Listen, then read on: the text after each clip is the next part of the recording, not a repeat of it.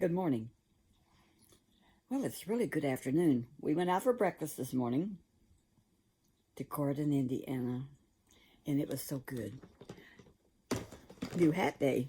I still have 2 or 3 more left, and I was going to look up something on the map to show y'all if I can find it. I've already said good morning on the short this morning, but this is good afternoon. Well, here's Miss Bella. She showed up to help us this morning. And I'm going to look up this place where this story about Appalachia happened when my number one husband, the one that's a preacher, was 8 years old. Down in Stinking Creek, a coal mining town where Papa was a coal miner.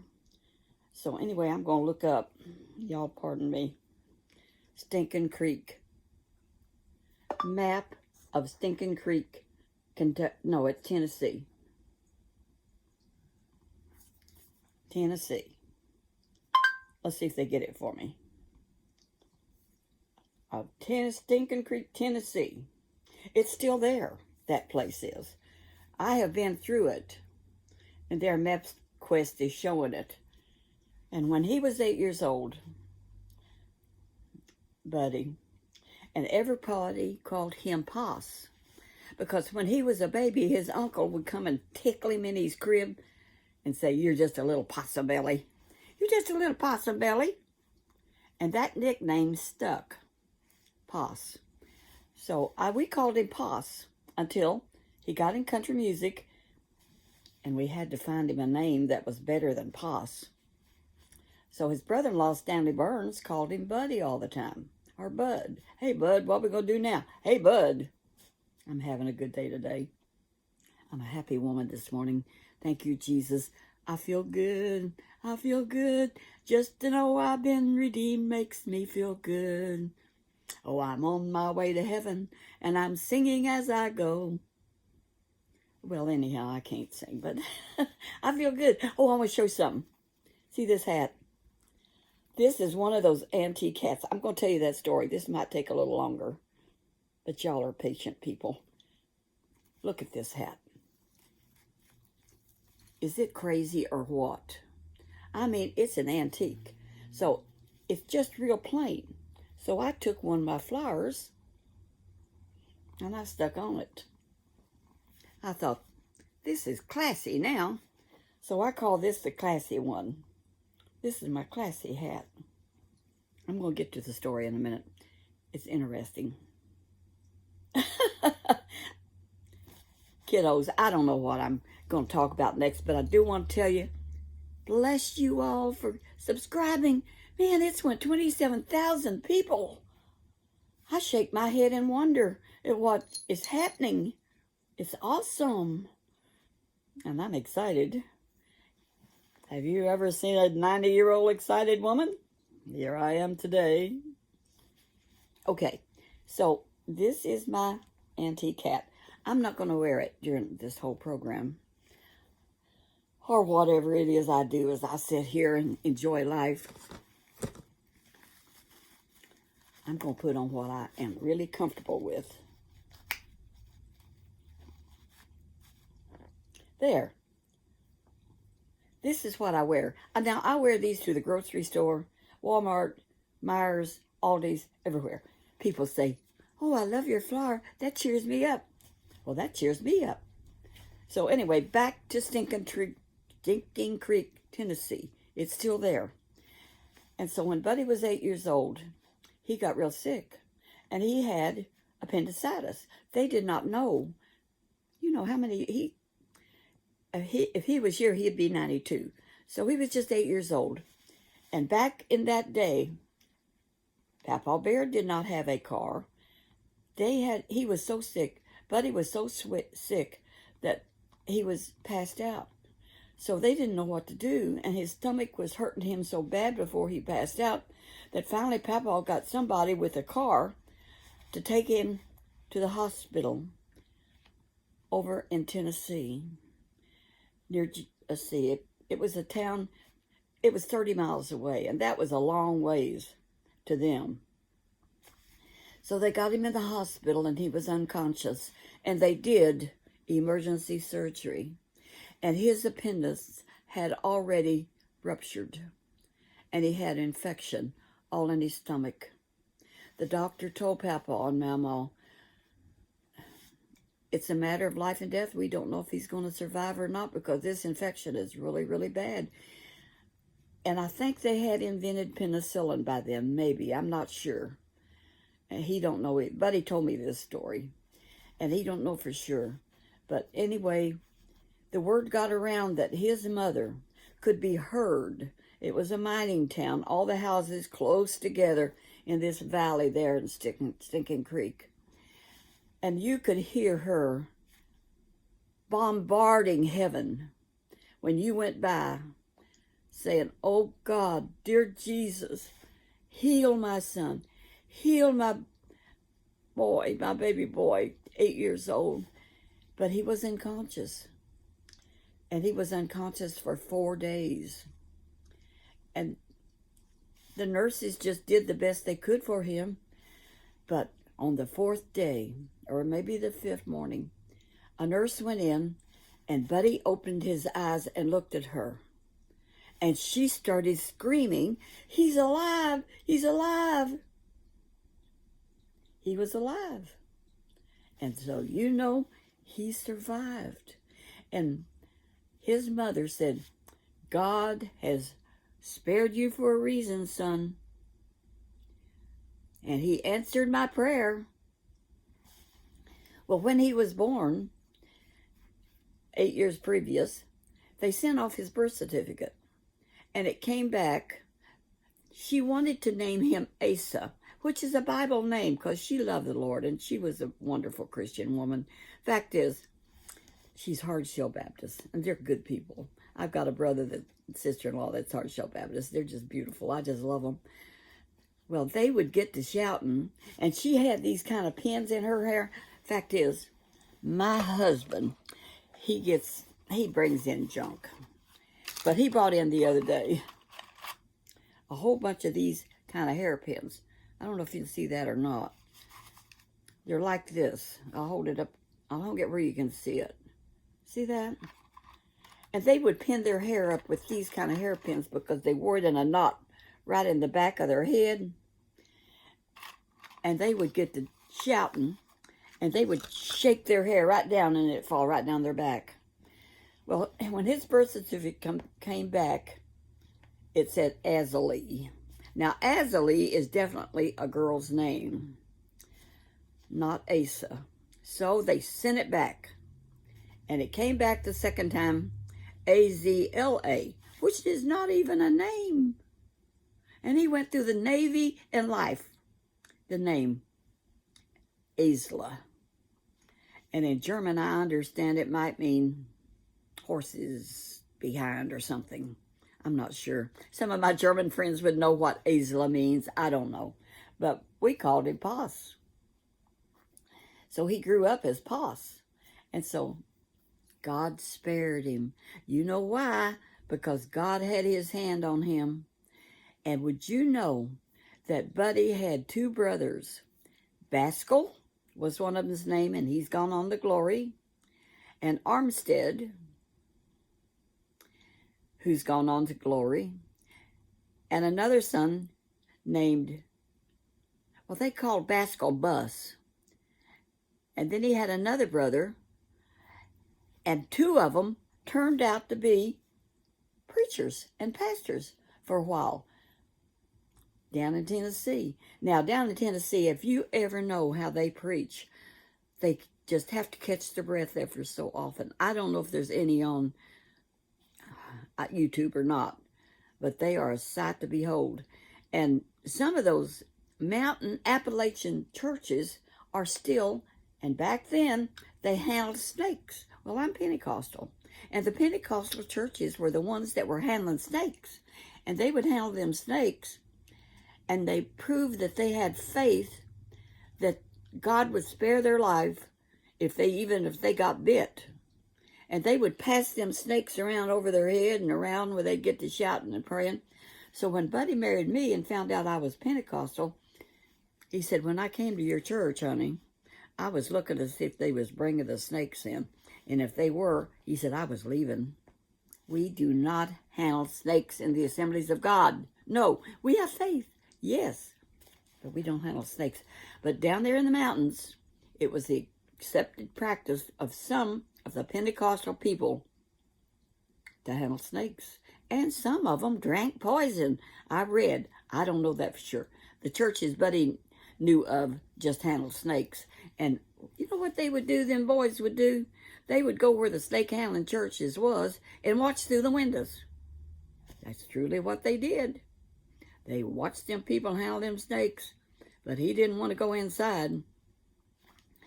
So Buddy got well and grew up, and I met him when he had an aunt that moved to Indiana. And so him and Al, his one brother Al, the one's name Armstead, what a name. Armstead, Roscoe, and Baskell was his brother's names. Now, Roscoe was the one that was the other preacher, and he had some sons that turned out to be, well, one of them turned out to be a preacher, Hardshell Baptist. They're good people, but there's a lot of Baptist people down in there in Tennessee, still in the mountains. Anyhow, when they moved up here, this aunt moved up here, so they came up to stay with her a while, and that's how that family ended up in Indiana when I met Buddy. I lived down in Virginia, but not close to Stinking Creek or any of those places where he was. But I met him because it was in God's plan. That's the way it goes. God goes before you, and he knows. You know, I was just telling the other day, I said, you know, don't God know all the numbers of hairs on our head? And you know he does. And he knows every little sparrow that falls. He knows. Can you imagine that? An omniscient God, I can't hardly say that. Blah, blah, blah, blah. Excuse me. Bella, get up here and show everybody how pretty. Come back here. Come back here. Stay right there and show everybody how pretty she's running off. So anyway, we went to, you don't know what I'm going to say next, and guess what? I don't either.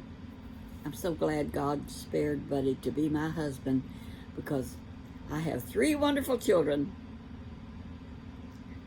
And poor little Kim, the bossy one, she needs prayer because her stove quit working.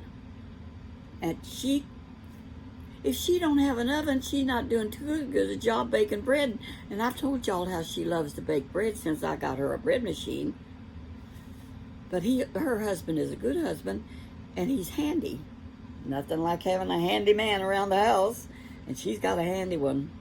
So he ordered the parts, and now it's been 3 or 4 days. And she said, Mom, it is so frustrating. It makes me irritable when I can't cook on, because you have to turn the gas off. It's broke. When I can't fry an egg, and you can't cook everything in a pressure cooker or a Ninja. You can cook some stuff, or microwave. You can't fry an egg very good in a microwave. She's unhappy. So let's hope he gets that thing fixed, and pray for her patience, because she says, Mom, I get irritable. I get irritable when I can't cook. Us girls are sometimes like that. Well, I got 2 more hats I'm going to wear. But see, this one was so plain that I said, I believe that's one of the ugliest hats I ever saw. I think it heard me insulted. But anyway, it said, well, do something with it, do something with it. I said, okay. So I grabbed this and put on it. That gave it class. That's my opinion. I got opinions about everything, and I don't charge. I do not charge. But I tell you what, I haven't checked lately how many people are subscribing, but it blows a person's mind. I tell you. And Jared King, his is kicking up like crazy, and he's such a wonderful, him and his wife. Now, she's got one too, and she's got a YouTube channel too, and she does good too. I forget her name, ain't awful. I'm 90 years old, overlook me.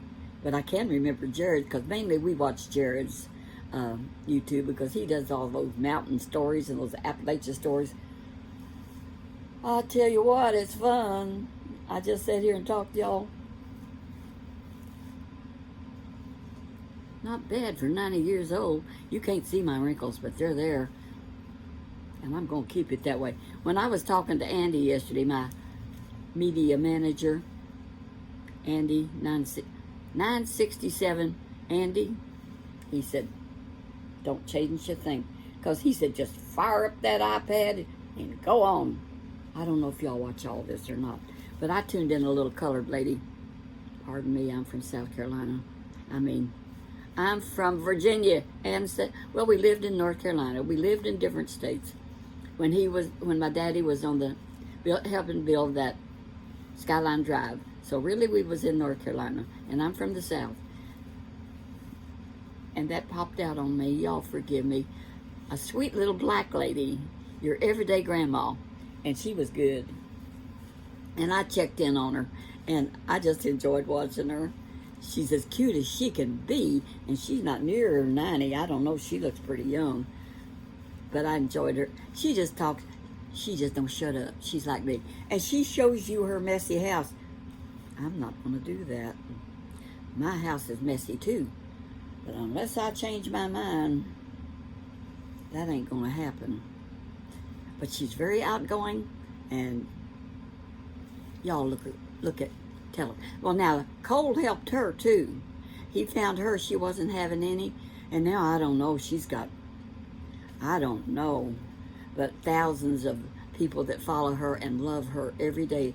I read some of the comments, and y'all are telling me you love me, and I love you too. I love having all these grandchildren. Is that a miracle of God? And so many comments that I can't hardly answer them all. And there's another little girl, and I wish I could remember her name. I need to look that up. So y'all, where is my phone? Here it is. See if I can find her. She's on YouTube too, and she does jewelry. And she said she just started out accidentally talking about jewelry, and she said, and I didn't know anything hard about jewelry, and she said it just went like crazy. Maybe I'll tell you next time. But baubles and something or other. If she finds this, I'm sorry. She looks at me all the time. Please comment again, young lady. She's a beautiful girl. I can't remember her title on her YouTube channel. And there's so much stuff on this phone, it just blows your mind when I get my YouTube stuff. And maybe I could find her. Let me see if I can find her. Well, now here's that little lady. All Around Grandma. That's her name. All Around Grandma. And let's see if I can find that other girl. She does jewelry. I'm looking on my iPad. See if I can see her. And all I can see is my face. YouTube is really putting me in mixes, and I'm on TikTok. I'm on Instagram, and another one they put me on, which I don't remember what was. But I'm all over the internet. I'm getting popular. I'm trying to look for that girl.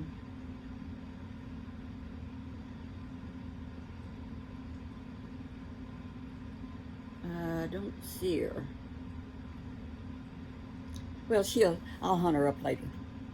I better shut up. This is 20 minutes again. Okay. I'm done. And I tell you what, don't forget what I say.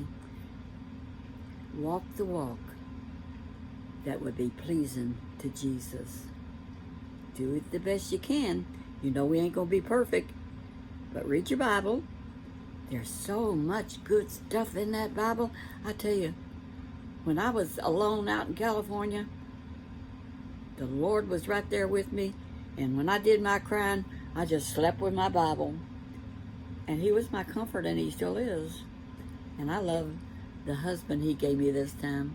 I changed churches and met number 3 because I was crying over number 2.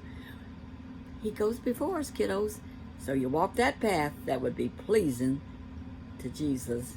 And I'll talk to y'all again, Lord willing. And if the creek don't rise, oh, I have one more thing. James had a joke. You know, we had the farm, and you have to have cowbells when they come in, and you can find them in the pasture because you can hear their bells. So somebody asked, why do you have bells on your cows? And this guy said, well, their horns don't work. That's it. James thought that was so funny.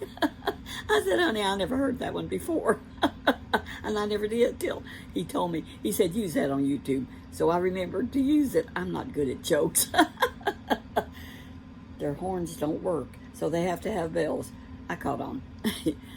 Lord bless you. Now here's where I smile and try to cut off this iPad without looking stupid. And I know how stupid I look because I watch these sometimes. I watch my own videos to make sure I didn't make too many mistakes, and sometimes I do, like calling Tennessee, Kentucky, and stuff like that. You just do the best you can with what you got, kiddos. That's all I can do. I'm